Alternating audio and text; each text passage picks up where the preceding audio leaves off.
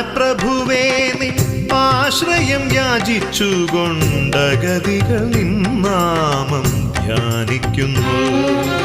അത്താഴ പട്ടിണിക്കാർ തിരുവയ്ക്കത്തെത്തുമ്പോൾ ഒരു പിടി അന്നം നൽകും ഭഗവാനേ. അന്നദാന പ്രഭുവേ നിൻ ആശ്രയം യാചിച്ചുകൊണ്ടഗതികൾ നിന്നാമം ധ്യാനിക്കുന്നു. ഓ ശംഭോ ശിവശംഭോ സ്വയംഭോ, ഓ ശംഭോ ശിവശംഭോ